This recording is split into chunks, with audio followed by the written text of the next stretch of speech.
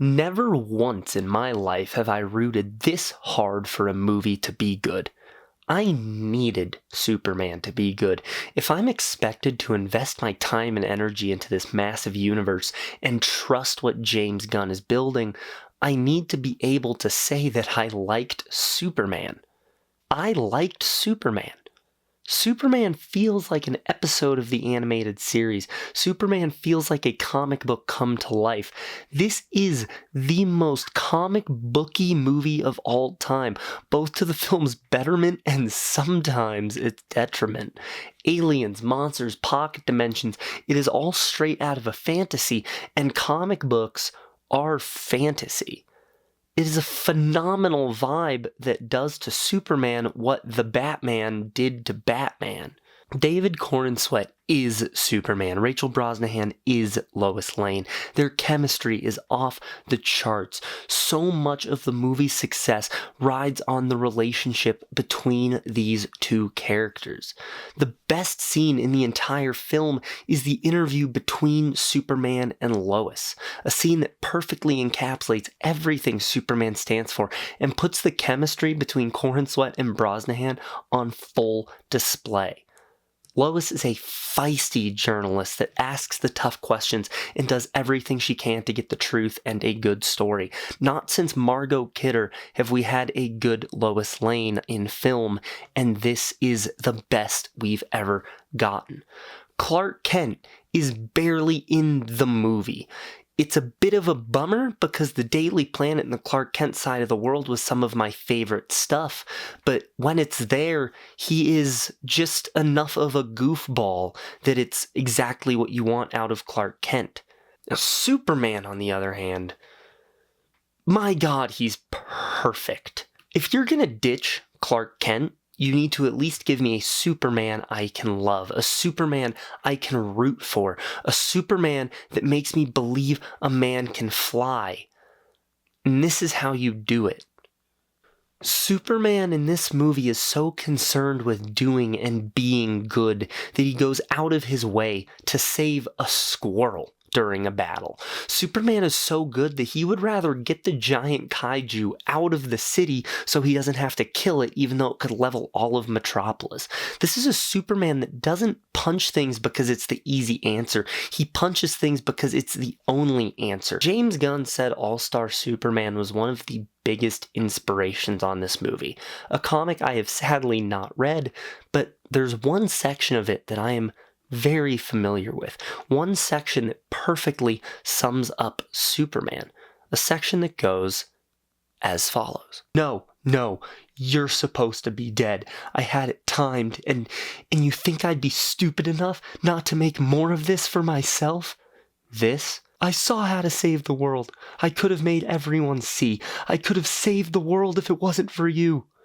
You could have saved the world years ago if it mattered to you, Luthor.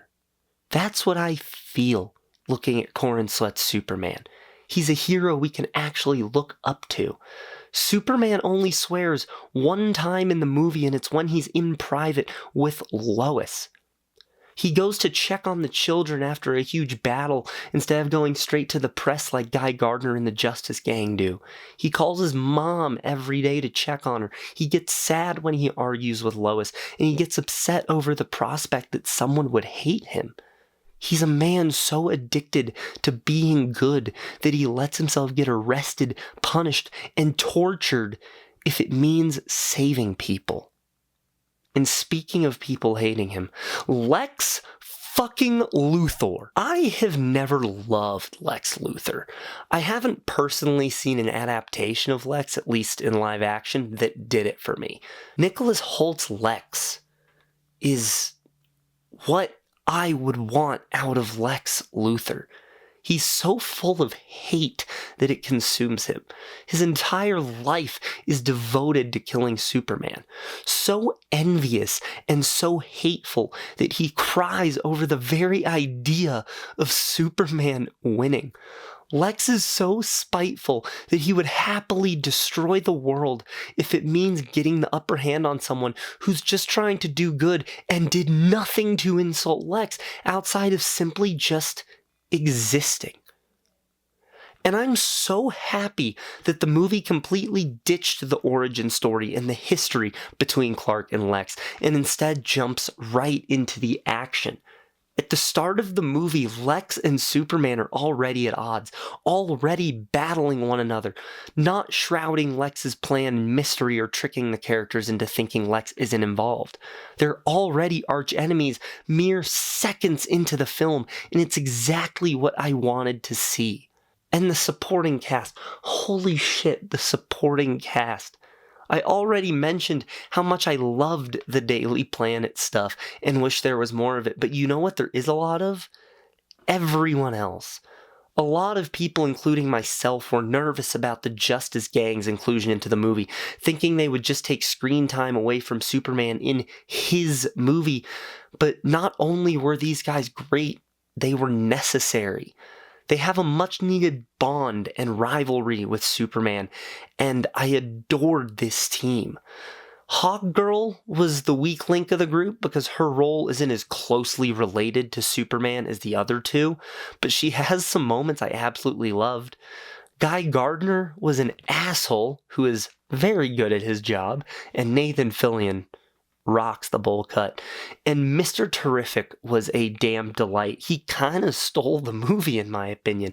Hell, the best action sequence in the entire movie features Mr. Terrific, and I want a whole movie about this guy now. The entirety of Metamorpho almost made me cry, and his story, while small, broke my heart. Ma and Pa Kent, for the short time they're in the movie, are the best versions of these characters we have ever gotten. I was someone who was very hesitant to the idea that Pa Kent was going to be alive, but now having seen the movie, I think it would be a worse movie if he wasn't alive. And Krypto. How could I forget Krypto? Of course Gunn was going to get Krypto right. I don't know how any people had doubts about this. Krypto had me cheering in the theater. He was the comic relief who is so much more than just the comic relief. This is a story that needs Krypto. This is a story greatly improved by Krypto. He doesn't take the movie away from the people the movie is about, but he's in enough of it to feel important and significant. And I loved this dog so much. I couldn't not smile from ear to ear when Krypto was on screen. Now, you may have noticed that I said I liked Superman, because I sadly didn't love Superman. Because while every character in this movie is the best version of that character we have ever seen, I have so many problems with this movie on a structural level. Reports suggest that this movie originally had an episodic structure, detailing a week in the life of Superman with title cards showing which day we were on. But Gunn removed it after test screenings, and the movie just plays uninterrupted. And now, having seen it, there is no way this isn't true. You can tell at certain points with the way it cuts to the next scene or the way a new concept is introduced that this movie originally was episodic, and I wish they just kept those title cards in there, because the final result is one that feels like reading a graphic novel with the issue breaks completely torn out. You can see some of the starts and stops in the story. And the first and third acts of this movie are goddamn god tier. Some of the best stuff I have seen in a Superman movie. The first 20 minutes are genuinely perfect. The final battle is great, and that includes the fight with Ultraman, which I loved. But the second act of the movie worried me. It was rough. A lot happened very fast, and we were shown so many things, and so many characters popped up, and every scene felt like we were getting something new. Sometimes it felt like Gunn put things in this movie not because they needed to be in it, but because he thought they were cool and he wanted to put those things in it. For example, this movie would have been improved if Rick Flag wasn't in it at all. A character who doesn't do anything in the movie besides let the audience know this is the same universe as Creature Commandos.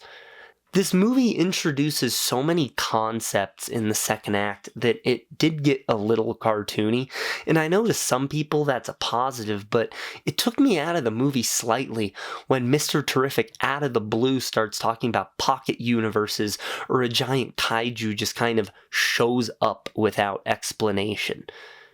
Things that probably wouldn't have felt as weird in an episodic structure. There's something that happens at the end of the first act, and is something that's very important to the overall story of the movie, and it's something I didn't necessarily dislike, but it was something that made me say, really? Of all the ways to go, and this is the one we picked. This movie does a lot, and at times it was too much. To me, Superman is at its best when it's simple.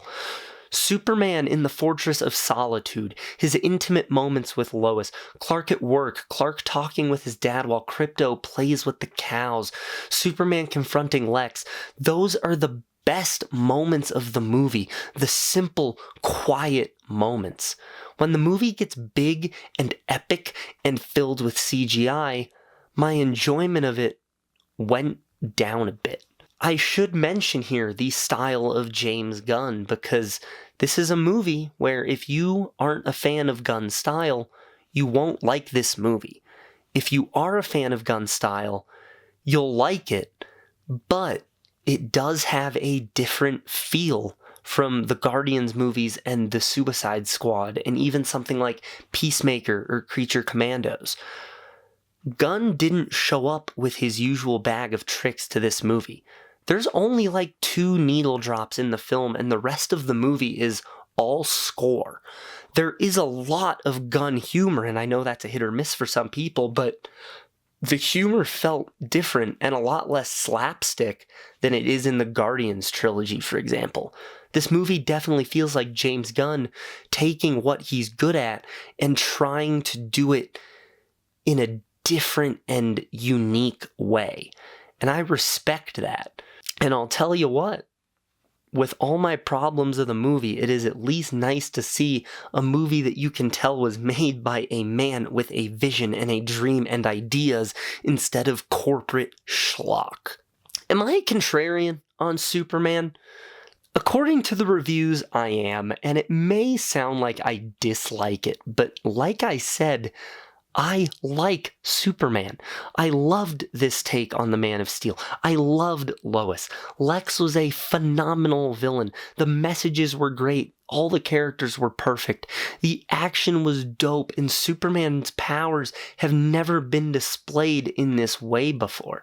I like that we had a movie where Superman's goal first and foremost was to save people first and punch the villain last.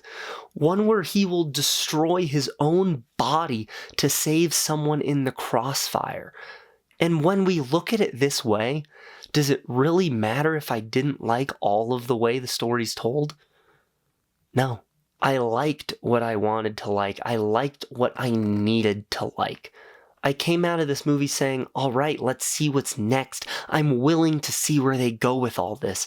And that's all I needed. As the start of the DCU, I needed a movie not that I loved, but that I could believe in. The tagline for this movie is not a lie. It's not just a term that sounds cool for marketing. Because when I think about the movie I watched, all I can think about is the fact that it made me want to look up and feel hope.